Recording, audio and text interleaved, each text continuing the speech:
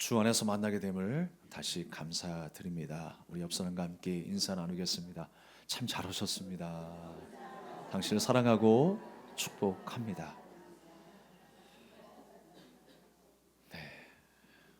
오늘도 우리가 탈 없이 또 건강한 모습으로 주 안에서 만나게 된 것 큰 은혜라고 생각합니다.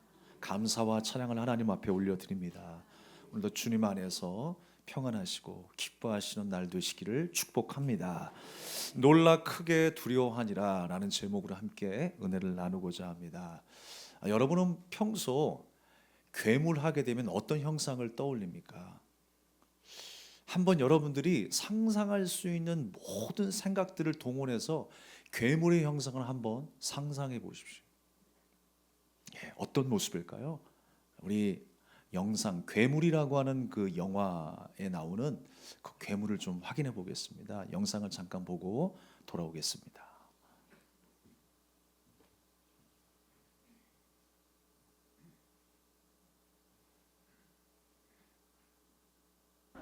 다리 10개 한번 세보세요. 나머지에서 충분 맞아. 얼굴이 맞아. 내가 치고 왔어. 어?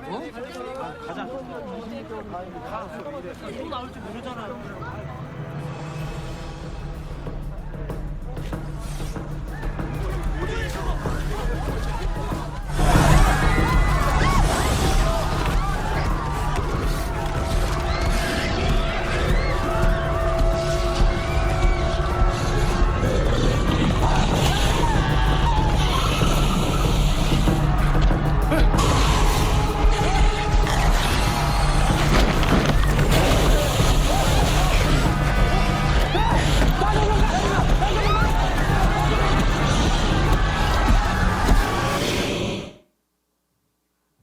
여기까지입니다. 아쉽죠? 끝까지 더 볼 수 있었으면 좋겠는데. 여러분 괴물의 모습 상상이나 하십니까? 뭐 같아요? 물고기 같기도 하고, 도마뱀 같기도 하고요. 정말 회개망측한 괴물의 모습 아닙니까? 그 영화 괴물에 대한 줄거리를 잠깐 말씀드리면요, 그 발단의 시작이 어디에서 시작되었냐면 주한미국 한 군의 영안실에서 사건이 일어납니다. 독성 약품은 그 독극물 그 수백 통을 처리하는 과정에서 명령을 받고 하수구에 다 붓게 되죠. 그래서 그 독극물이 흘러 어디까지 흘러가냐면 한강까지 흘러간다라는 얘기예요. 그래서 한강의 생물들이 오염돼서 변태를 일으켜서 이런 괴물이 되었다라고 하는 얘기입니다. 그러니까 인간의 어떤 욕심과 부주의에 대해서 꼬집고 있는 거예요. 우리가 세상을 이렇게 망쳐놓고 있다라고 하는 것이죠. 여러분, 우리가 상상하는 괴물의 모습 정말 극대화시켜 놓은 것이 괴물이라고 하는 영화에 나타난 괴물의 모습이라고 생각합니다. 뿔이 나기도 하고 송곳니가 도드라지기도 하고요. 얼굴이 몇 개가 달린 그 괴물을 우리가 상상할 수도 있게 되죠. 그 힘이라고 하는 것은 상상할 수 없습니다. 총에도 끄떡이 없고요. 어떤 군 병력에도 소용이 없어요. 무엇인지 먹어치울 것 같고요. 사람에게 엄청난 해를 입힐 것만 같은 괴물들입니다. 하지만 여러분 생각해 보십시오. 이 괴물이 처음부터 괴물이었을까? 아니었겠죠. 처음부터 괴물이었을까요? 아니었겠죠. 한강에 살고 있는 물고기였겠죠. 아름다운 생물이었겠죠. 근데 어느 순간에 괴물이 되었다라고 하는 거예요. 평범한 물고기였을 것입니다. 물론 우리가 상상이긴 하지만 독극물에 의해서 변태가 된 것이죠. 사람들의 욕심 때문에. 생각해 보세요. 하나님께서 사람을 지으셨을 때에 사람의 처음 모습은 어땠을까요? 처음부터 악인이었을까요? 처음부터 사람을 죽이는 사람이었을까요? 남의 것을 욕심내는 사람이었을까요? 아니에요. 하나님께서 우리를 지으실 때는 하나님의 형상으로 지으셨다 그랬어요. 아름답고 선하게 하나님의 말씀에 순종하며 주님이 아니면 살 수 없는 인생, 하나님과 가까운 인생이었어요. 어느 순간에 우리 인생 가운데 이 죄가 파고 들어왔어요. 하나님의 형상이 일그러졌습니다. 하나님의 말씀이 아니어도 내 생각과 내 뜻대로 살고자 했어요. 내가 주인인 것처럼, 내가 왕인 것처럼 세상을 호려가며 살아가기 시작했습니다. 하나님 없이도 살 수 있다라는 거예요. 그것이 여러분이 이스라엘의 역사 아닙니까? 하나님 없이도 내 소견대로 살 수 있는 세상. 그것이 이스라엘의 역사였어요. 사사기의 역사였어요. 그런데 어쩌면 오늘날의 우리의 모습과 너무나 닮아 있지 않습니까? 사랑하는 여러분, 하나님께서 지으신 처음 세상은 이렇게 악하지 않았다라고 하는 것입니다. 세상을 두려워하지 않았어요. 하나님을 두려워하는 인생이었어요. 그런데 하나님을 두려워하지 않는 인생이 되었고, 이제 그 인생이 세상을 두렵게 하는 인생이 되었어요. 우리 이웃을 두렵게 하는 인생이 되었고요. 믿지 않은 세상 사람들 앞에 두려운 우리 기독교 신자들이 되었어요. 왜 이렇게 되었습니까, 여러분? 왜 사람들이 교회를 떠나가고 있습니까?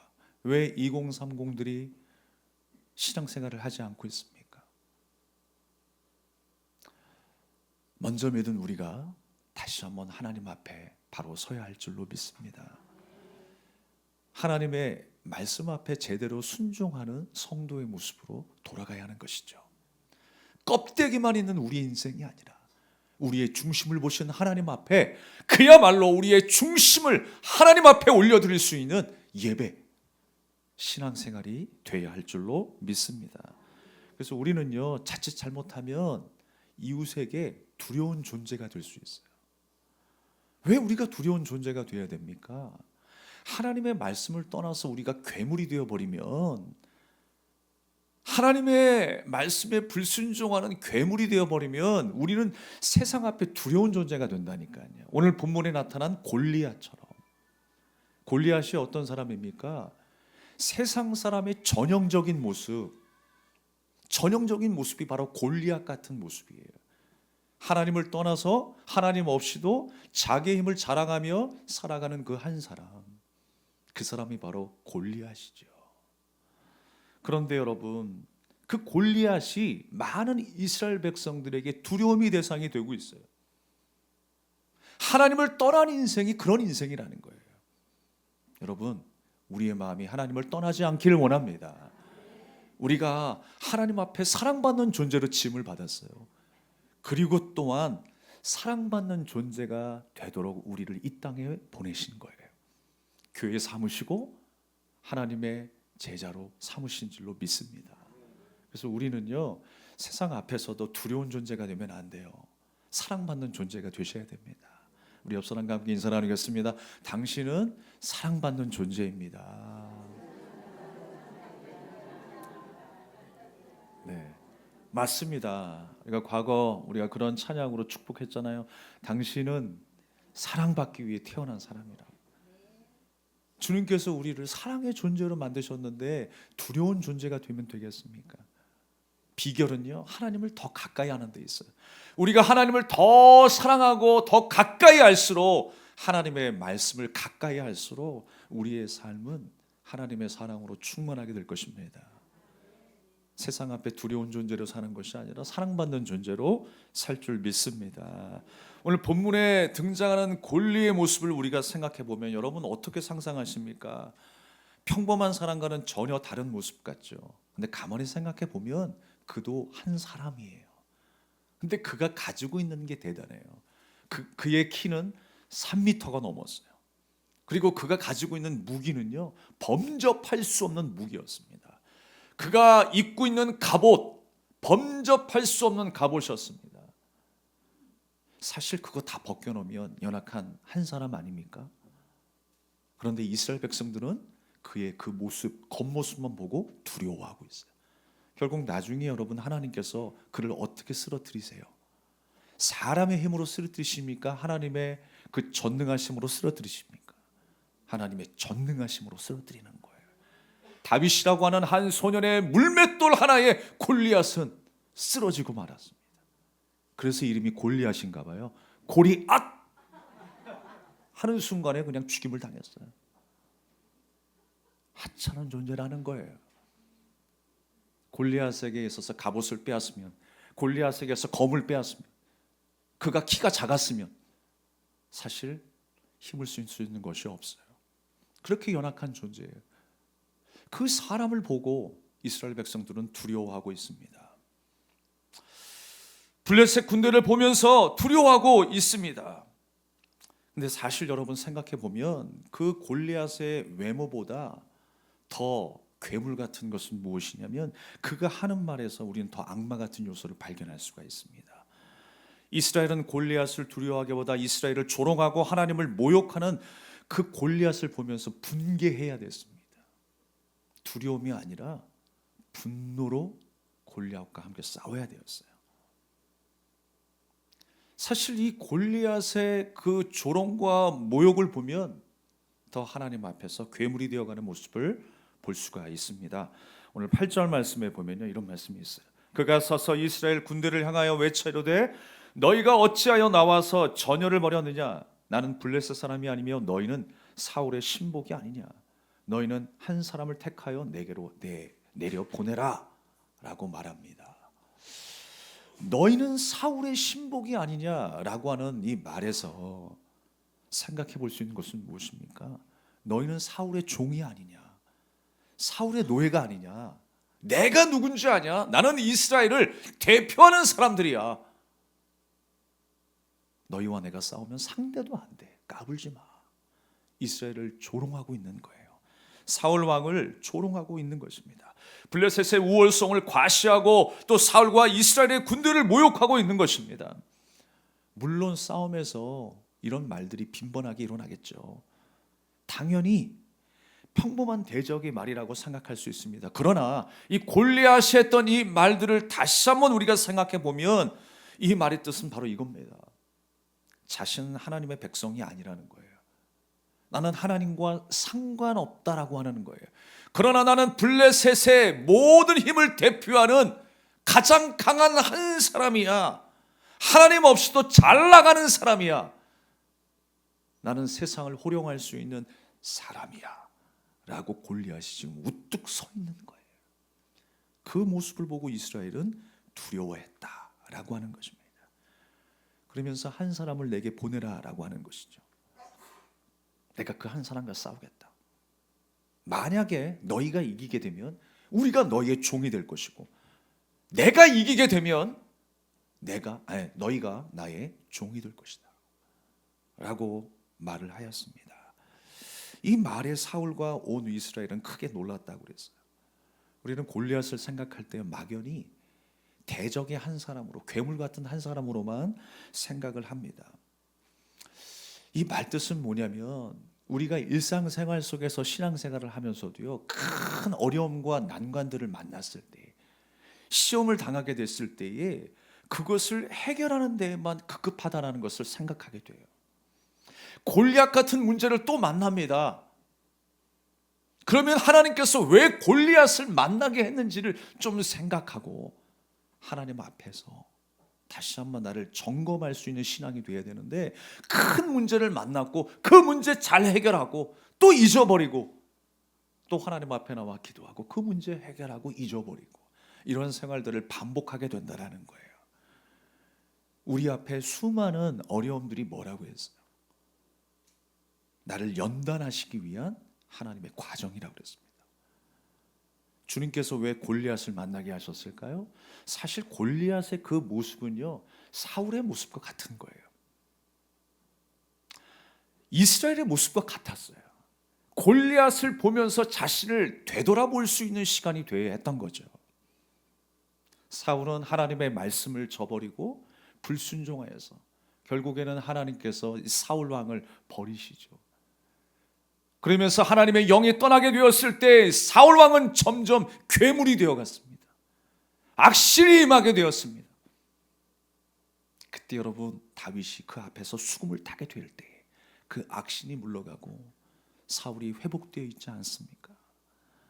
하나님의 영이 함께 하셨을 때 우리의 삶은 평온할 수 있으며 안전할 수 있으며 하늘의 기쁨과 소망 안에 거하게 될 것입니다. 그러나 하나님을 떠나게 되었을 때 우리의 모습은 불안하고 초조하며 두려움 속에 휩싸이게 될 것이며 점점 괴물이 되어간다는 것. 사울의 인생을 통해서 우리에게 보여주지 않습니까? 바로 그 사울의 모습이 골리앗과도 같은 거예요. 이스라엘 백성들의 모습이 바로 골리앗과도 같은 것입니다. 오늘날도 마찬가지예요. 우리의 모습이 지금 골리앗같이 괴물이 되어가고 있지 않습니까? 겉모습은 사람의 모습을 하고 있습니다만 그 마음속에 품고 있는 마음은 여전히 하나님을 대적하는 마음이고, 하나님의 도움 없이도 잘 살아갈 수 있는, 잘 나가는 한 사람으로 우리는 생각하고 있지 않습니까? 오늘 한 사람을 보내어 나와 싸우자라고 하면서 내가 너희를 이기게 되면 내가 너희의 주인이 될 것이다 라고 이야기를 하고 있어요. 이 말에 이스라엘 백성들과 사울이 크게 놀랐다라고 하는 것입니다. 그러나 여러분, 우리의 두려움의 대상은 사람이 아닙니다. 하나님이십니다. 하나님을 경외해야 될 사울과 백성들이 되어야 했습니다. 우리는 악한 대적으로만 이 골리앗을 생각합니다만 하나님께서 왜 골리앗을 만나게 하셨는지도 우리는 생각해야 됩니다. 왜 하나님께서 오늘 이 자리에 우리를 이 자리에 불러주셨는지, 우리가 살아가면서 수많은 시간들 속에서 우리를 연단하시는지 우리는 깨달을 수 있어야 하는 것입니다. 골리앗을 통해서 우리의 자신을 보게 하시기 때문입니다. 사실 골리앗은요, 전형적이고 평범한 세상 사람들의 모습을 하고 있습니다. 그러나 그의 생각은 전혀 달라요. 오늘날 우리가 한국 교회에 대해서 한국 교회의 건강성을 많이 진단하지 않습니까? 근데 문제가 뭐냐면 그리스도인으로 자처하지만 생각은 전혀 다른 사람들이 많다라는 게요. 그게 문제라는 겁니다. 어느 누구 할 것 없이 저를 비롯해서 우리 모두가 다시 한번 경성해야 될 때라고 생각합니다. 많은 사람들이요, 많은 크리스찬들이 하나님의 말씀을 인용하고 십자가를 말하고 복음을 말하면서도 정작 뒤에 가서는 자신의 욕심과 배를 채우려는 사람들이 많이 있습니다. 길이 아닌 길을 걷고 있으면서도, 눈을 감고 있으면서도 내가 가는 길이 맞다라고 주장하며 싸우는 사람들이 있습니다. 사랑하는 여러분, 모양은 같지만 속은 점점 괴물이 되어가고 있어요. 하나님께서 우리에게 말씀을 주셨고 그 말씀의 길을 걸으라 하셨구만 우리는 전혀 다른 길로 가고 있는지도 모릅니다. 우리는 이 시대에 다시 한번 분별할 수 있어야겠습니다. 우리의 지혜가 아니라 하나님의 말씀의 지혜로 세상을 바라보고 세상을 진단하고 교회를 진단할 수 있는 저와 여러분이 될 수 있기를 주님의 이름으로 축원합니다. 주를 위해 살고 주를 위해 헌신하겠다고 우리가 결단하지만 분주한 생활에 치여서 하나님의 비전은 온데간데 없고 오히려 주의 뜻을 왜곡하며 살아가는 우리의 일상은 아닙니까? 복음을 강조하면서도 하나님 나라의 복음을 따르지 않는 것이 우리의 모습이 아닙니까? 사랑을 말하면서도 사랑하지 않는 것이 내가 아닙니까? 섬김을 말하면서도 도대체 섬김이 없는 것이 우리의 모습 아닙니까? 사랑하는 여러분, 이스라엘이 하나님을 경외했다면요, 어떤 일이 발생했을까요? 한번 생각해 보십시오. 이스라엘이 하나님의 말씀에 순종했다면 어떤 일이 벌어졌을까요? 골리앗이 나타났을까요? 아니에요. 골리앗 같은 존재는 없었을 거예요. 이스라엘 백성들이 사울 왕이 하나님을 경외했다면 골리앗 같은 두려운 존재도 발생하지 않았을 것입니다. 그런데 그들이 어떤 모습이 되어 있습니까? 골리앗과 블레셋을 두려워하고 있어요. 그러므로 하나님을 두려워하지 않는 골리앗과 블레셋의 결말이 어떻게 되는지 성경은 우리에게 똑똑하게 보게 하십니다. 그 결과는 죽음이었어요. 우리가 15장의 말씀으로 거슬러 올라가게 되면 하나님께서 사울 왕을 이스라엘의 왕으로 세우신 것을 후회한다라고 하는 대목이 나옵니다. 근데 좀 이상하죠? 하나님도 후회하시는가? 전능하신 분이 하나님 아니신가? 하나님의 선택에 있어서 후회를 하신다는 게 좀 이해가 가지 않잖아요. 근데 여러분 잘 들어보시기 바랍니다. 정말 하나님께서 어떤 일을 하셨는데 실수하셔서 돌이키고 싶은 안타까운 마음을 가지시는 분인가? 하나님은 전능하신 분이신데 그러나 결코 하나님은 불완전한 분이 아니십니다. 하나님의 입장에서 사울 왕이 그 정도 수준밖에 안 된다는 것을 모르고 계셨을까요? 이미 알고 계셨습니다. 그런데 하나님의 후회와 인간의 후회는 조금 다른 성격을 가지고 있어요. 인간의 후회는 뭐냐면 죄가 잘못됐다라는 걸 깨닫는 것이죠. 내가 잘못된 길로 걸어왔구나. 그래서 다시 돌이키는 거죠. 그러나 하나님의 후회는 무엇입니까? 하나님의 후회한다라는 것은 불완전함이 아닌 것입니다. 실수가 아니에요. 하나님의 주권과 목적은 동일합니다. 근데 바뀐 건 뭐냐면 하나님의 태도만 바뀌신 거예요. 태도만. 그래서 이스라엘 백성들을, 우리를 하나님께서 사랑과 자비의 손길로 다루셨다면 어느 순간에는 하나님께서 징계의 손길로 다루시는 거예요. 그런데 징계의 손길이 임했다 할지라도 결국에 크게 보면 사랑의 손길이라는 거예요. 우리를 향하신 하나님의 손길은 어떤 손길이다? 사랑의 손길이다. 내 앞에 골리앗이 있어도 결국 사랑의 손길이 작동되고 있어요. 여러분을 향한 하나님의 사랑의 손길이 지금도 계속되고 있음을 기억하시기 바랍니다. 그렇습니다, 여러분. 사울 왕을 세운 것을 후회하셨다라고 하는 것은 하나님의 태도의 변화인 것입니다. 하나님과의 아름다운 교제의 관계를 이루어야 될 하나님과 이스라엘 백성, 하나님과 이 사울의 이 아름다운 관계를 회복시키기 위해서 징계의 손길을 허락하시는 거예요. 그러나 하나님은 변하지 않으십니다. 시편 110편 4절의 말씀에 보면 여호와는 맹세하고 변하지 아니하시리라 라고 말씀하셨어요. 창세기 6장 6절 말씀에는 땅 위에 사람 지으셨음을 한탄하사 마음에 근심하셨다라는 말씀이 나옵니다. 그러나 우리를 향하신 하나님의 구원의 계획은 한 번도 변함이 없으십니다. 할렐루야. 나를 향하신 하나님의 사랑, 하나님의 구원의 계획은 한 번도 변함이 없으십니다. 내가 요즘 잘 못하고 있는 것 같아서 구원이 탈락될 것 같은데요. 여러분, 하나님이 그렇게 불완전한 하나님이 아니세요. 왔다 갔다 하신 분이 아니세요. 나를 처음부터 어떤 사람이라는 걸 잘 알고 계세요. 그리고 나를 어떻게 인도하면 될 것이다 라고 하는 사실도 하나님은 잘 알고 계십니다. 하나님을 그렇게 쉽게 보지 마십시오. 우리 입장에서는요, 주님의 말씀을 잘 따라가면 되는 거예요.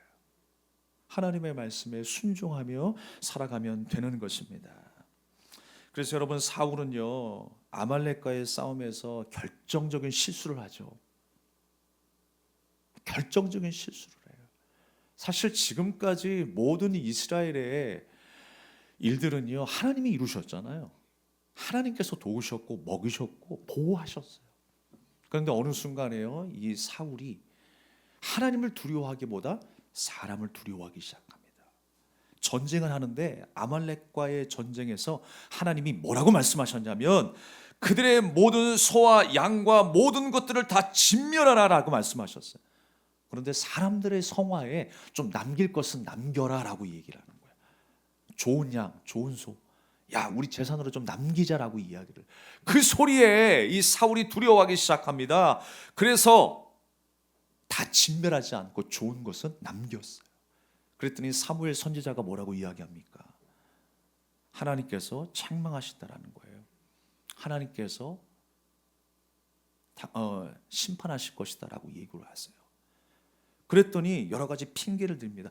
내가 이걸 남긴 건 말이야, 하나님 앞에 거룩하게 제사를 드리기 위해서 남긴 것입니다 라고 핑계를 대요. 그런데 여러분, 사무엘이 또 뭐라고 이야기합니까? 순종이 제사보다 낫다, 순종이 수양의 기름보다 낫다라고 이야기를 해요. 그러니까 예배를 드려도 하나님께서 어떤 예배를 기뻐하시느냐? 순종이 있는 예배를 기뻐하신다라는 거예요. 의식만 있는 예배가 아니라, 발도장만 찍는 예배가 아니라. 여러분, 구약시대 때에 예배를 어떻게 드렸습니까?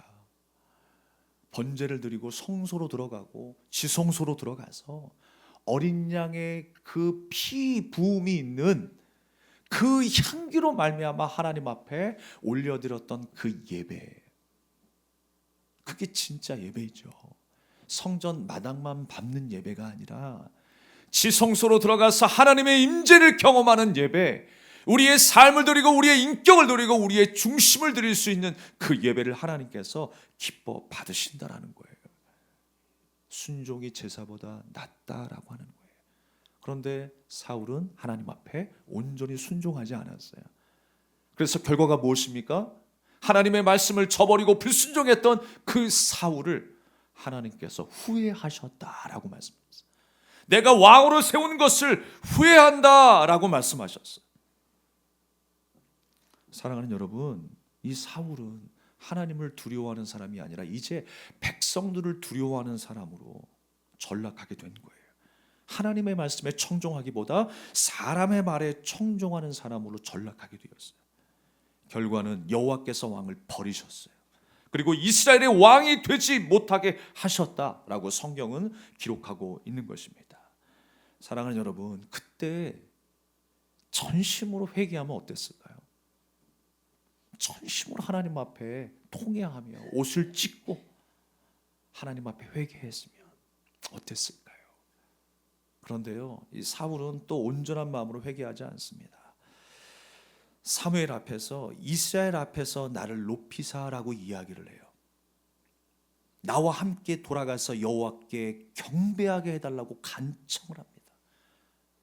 하나님께서 지금 나를 버리신다고 하니 우리가 돌아가서 주님 앞에 정성스럽게 예배를 드립시다. 귀한 예물을 하나님 앞에 드립시다라고 이야기를 해요. 경건을 자기 유익의 재료로만, 도구로만 사용하고 있는 거예요. 방금 전에도 말씀드렸지만 결국 사울을 하나님이 떠나세요. 하나님의 영이 떠난 그 사울에게 무엇이 임했습니까? 악한 영이 임하게 되었어요. 점점 괴물이 되어가고 있는 거예요. 다른 사람이 골리앗이 아니고 사울이 골리앗이에요, 여러분. 사울이 골리앗이 되어가고 있다니까요. 하나님 없이도 살 수 있다라고 자부하고 하나님을 등지고 살아가고 자기 뜻과 자기 지혜로 옳은 소견대로 살려고 했었던 그 한 사람이 사울이었어요. 골리앗을 보면서 깨달아야죠. 이스라엘 백성들도 마찬가지예요. 골리앗의 모습을 보면서 깨달아야죠. 야, 저 모습이 우리의 모습이구나. 옷을 찢고 통회하면서 하나님 앞에 회개하며 돌아가는 것이 마땅한 일 아닙니까? 그런데 그 위에 계신 하나님을 두려워하기보다 사람을 두려워하고 있어요. 골리앗의 음성 한마디에 두려워하고 있는 것입니다. 사랑하는 여러분, 사람의 중심을 보신 하나님 앞에서 하나님을 향한 사울의 중심은 아무것도 없었어요.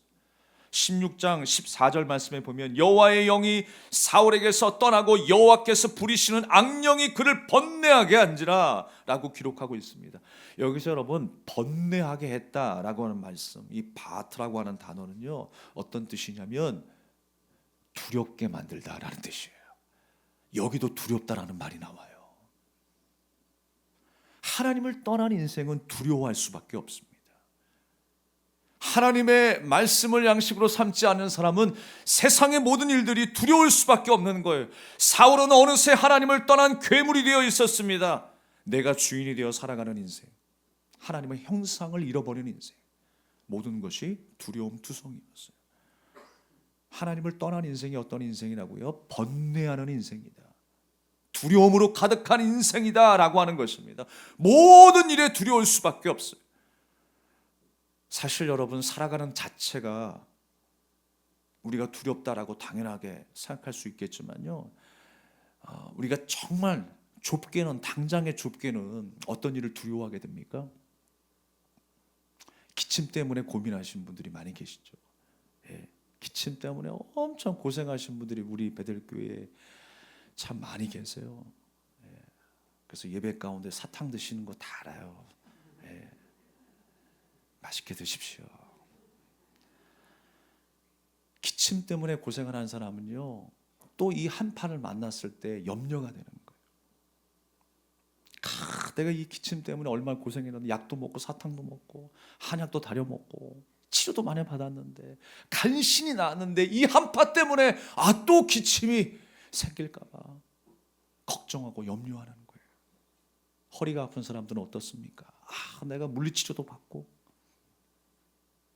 견인도 하고 해가지고 간신히 내가 허리 이제 나음을 얻었는데 잘못하다가 미끄러져가지고 삐끗하면 다시 도질까 봐 얼마나 걱정하면서 한 걸음 한 걸음을 염려하며 살아가는 사람들이 있겠습니까? 좁게 보면 그렇다 얘기입니다. 그런데 우리가 나아가서 생각해 보면 어떻습니까? 또 두려움이 다른 양상으로 나타납니다. 우리 앞에 놓인 우리 현실, 우리가 살아갈 미래가 점점 두렵게 느껴지기 시작하는 거예요. 앞으로 내가 뭘 먹고 살지? 뭘 하며 살아가지? 라고 하면서 두려운 존재로 살아가게 됩니다. 오늘 이스라엘 백성들이 사울 왕이 골리앗을 보면서 11절 말씀에 놀라 크게 두려워하니라 라고 말씀했습니다. 사실 여러분, 이 모습을 어떻게 표현할 수 있냐면요, 그들은 멘붕에 빠졌다라고 하는 말이 딱 적합해요. 우리가 뭐 정신이 없다라고 할 때 이 멘붕에 빠졌다라고 하는 말들을 많이 하잖아요. 멘탈 붕괴, 정신이 없다라는 거예요. 뭔가 의지도 상실하게 된 거예요.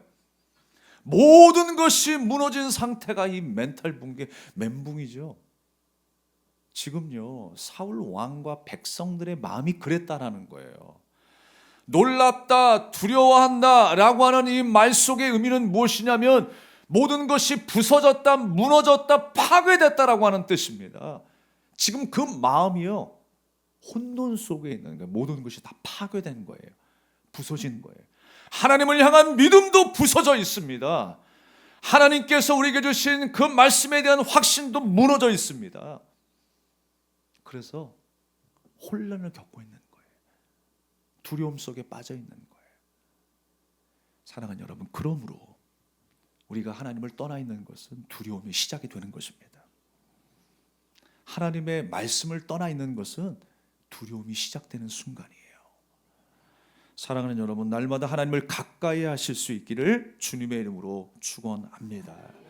하나님과 상관없이 자신만만하며 살고 있는 골리앗의 결과는 결국 죽음뿐입니다. 그가 잘 나가는 인생이 아니에요. 승승장구하는 인생이 아니에요.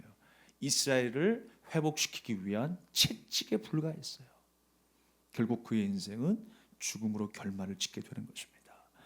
이스라엘 또한 하나님을 떠나면 그렇게 될 것이 자명하다라고 하는 사실을 골리앗을 통해서 보게 하시는 거예요. 하나님의 형상으로 지음받은 성도 여러분, 부디 우리가 신앙생활하면서 사울과 같이 괴물이 되지 말고 하나님의 사랑받는 자녀로 살 수 있길 바랍니다. 하나님을 경외하며 하나님을 두려워하는 인생으로 살아갈 수 있기를 주님의 이름으로 축복합니다. 말씀을 정리하도록 하겠습니다. 메리 셀리의 소설 중에 프랑켄슈타인이라고 하는 소설이 있습니다. 그 원작을 바탕으로 영화도 만들어졌죠. 그래서 프랑켄슈타인이라고 하는 그 괴물, 여러분 매스컴에서 많이 보셨을 거예요.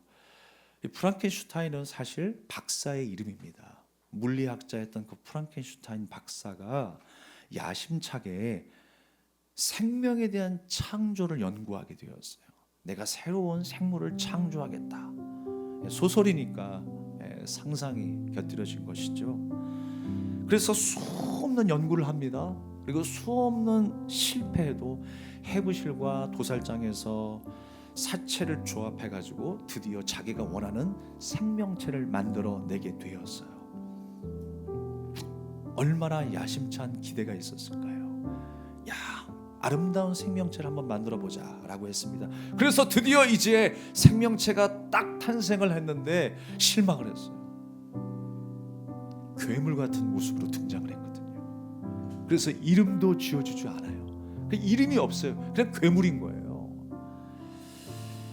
기쁨도 잠시였습니다. 생명체에 대한 그 기대보다는 자신이 만든 생명체를 보고 경악을 한 거예요. 기대했던 사랑스러운 모습이 아니라 괴물 같은 게 나왔기 때문에 그렇습니다. 그런데 괴물은요, 자기를 만들어준 그 박사를 아버지라고 불러요. 그리고 열심히 따르려고 애를 써요. 근데 박사는 거들떠 보지도 않습니다. 오히려 폭언을 일삼습니다. 그랬을 때 이 괴물은요, 박사에게 복수를 다짐합니다. 박사의 동생과 아내를 살해하고 먼 곳으로 도망가 버려요. 이에 박사는 또 그 괴물을 죽이려고 또 찾아갑니다. 그러나 박사는 도중에 비참한 죽음을 맞이하게 되죠. 그 죽음을 확인한 괴물은요, 스스로 몸을 불태우고 죽겠다는 말을 남기고 사라져버려요. 비극으로 끝이 나버리고 맙니다. 사랑하는 여러분, 그러나 여러분, 우리 하나님은 다르신 분이세요. 우리 하나님은 어떤 분이십니까?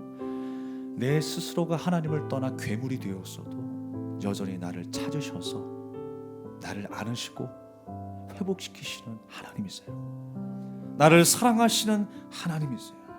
내가 괴물이 되었을 때도 변함없는 사랑으로 나를 안아주시는 분이 우리 하나님이시라는 거예요. 여러분, 그 아무리 예쁘고 좋은 꽃도요, 우리가 불러주지 않으면 그 꽃은 뭐가 되는 거예요? 잡초가 되는 거예요. 좀 못생긴 꽃도 우리가 계속 그 이름을 불러주면 아름다운 꽃이 될 수 있는 것입니다. 주님께서 우리의 이름을 불러주세요. 나의 사랑하는 자야, 어여쁜 자야, 일어나 함께 가자라고 말씀하는 거예요. 나의 자녀야, 나의 교회야, 나의 성도야, 나의 누구누구야, 그 이름을 불러주시는 거예요. 그래서 우리를 하늘의 꽃이 되게 하신 줄 믿습니다. 우리는 사랑받는 존재잖아요. 그래서 사랑을 못 받으면 뭐가 된다? 괴물이 된다. 사랑을 못 받으면 괴물이 돼요. 근데 우리는 사랑받고 주님 앞에 부름받은 하나님의 자녀가 돼요. 하나님 나라의 꽃이 된 줄로 믿습니다. 우리 마지막으로 우리 옆 사람과 함께 인사 나누겠습니다. 당신은 하늘나라의 꽃이 되었습니다. 네, 우리 함께 마음을 열고 우리 함께 찬양하며 우리 기도하겠습니다.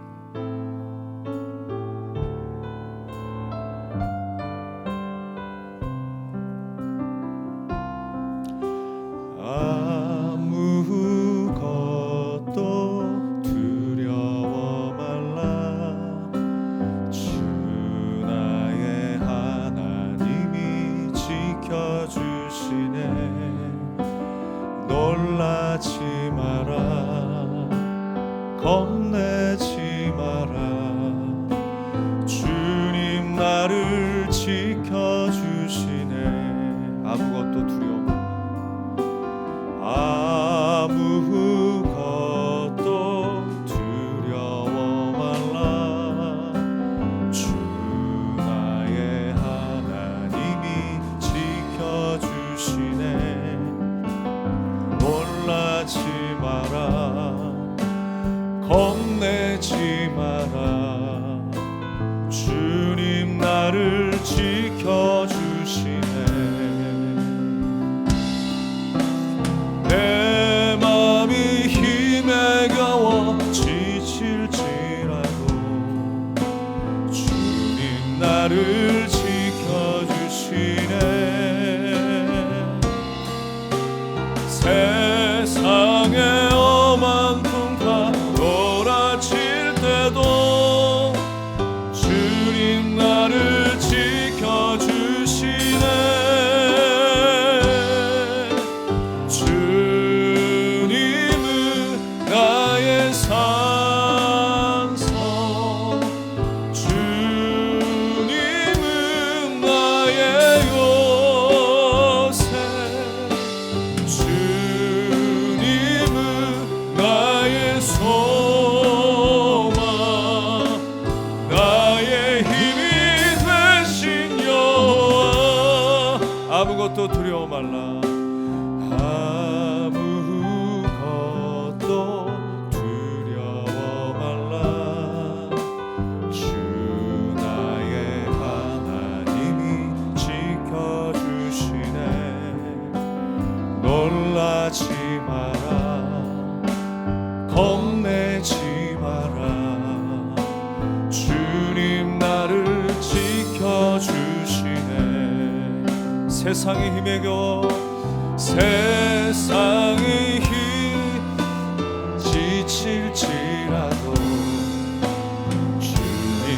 나를 지켜주시네.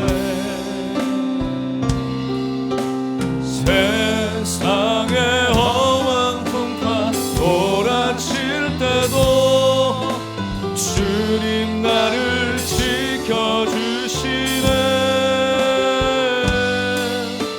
주님은 나의 산성, 주님은 나의 요새, 주님은 나의 소망, 나의 힘이 되신 여호와. 주님은 나의 산성, 주님은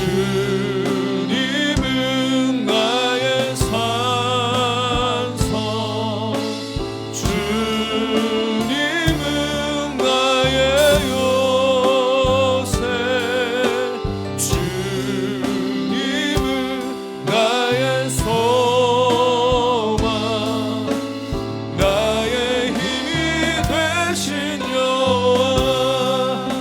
다시 한번 찬양 드릴까요? 하나님 한 번도 나를 실망시킨 적 없으시고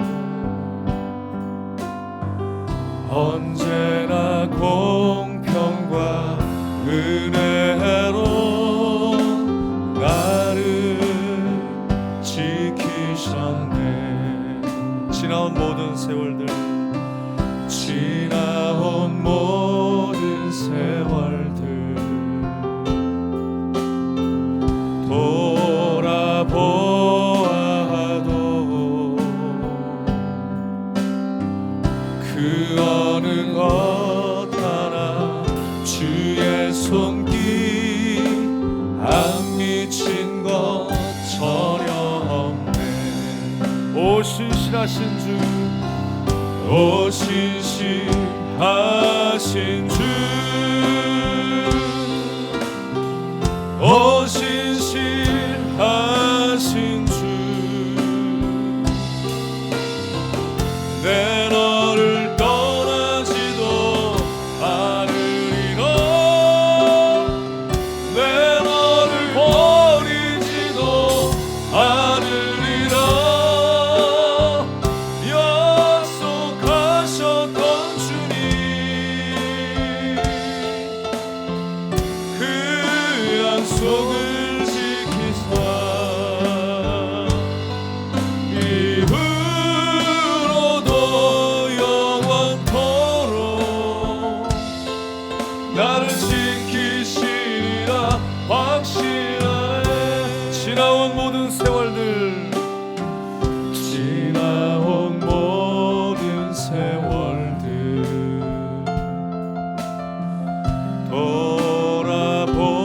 돌아보아도 그 어느 것 하나 주의 손길 안 미친 것 전혀 없네. 오 신실하신 주님, 오 신실하신 주, 오 신실하신 주, 내 너를 떠나지도 않으리라, 내 너를 떠나지도 않으리라, 내 너를 버리지도 않으리라. 약속하셨던 주님, 그 약속을 지키사 이후로도 영원토록 나를 지키시리라 확신하네. 다시 한번 오 신실하신 주님, 오 신실하신 주, 오 신실하신 주, 내 너를 떠나지도 않으리라,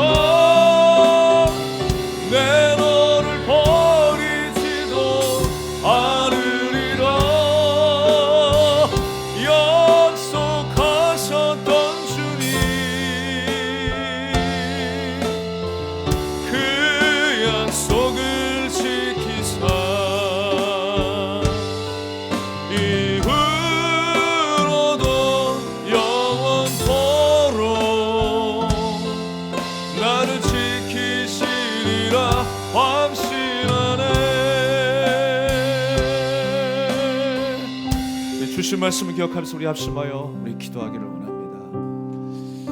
우리는 주님의 사랑받는 존재로 지음을 받았습니다. 오늘도 주님의 간섭이 있고요, 주님의 인도하심이 있습니다. 오직 예수 그리스도의 십자가의 은혜를 통해서 우리가 하나님의 형상을 회복하며 오늘도 하나님의 자녀로 살아가고 있습니다. 주님의 말씀을 떠나지 않게 하시고 날마다 하나님을 가까이 하는 우리의 인생이 되게 하여 주시옵소서. 세상의 모든 것을 우리의 힘으로 삼고 두려워하기보다 하나님을 경외하는 인생이 되게 해달라고 우리 간절히 기도하며 나가겠습니다. 하나님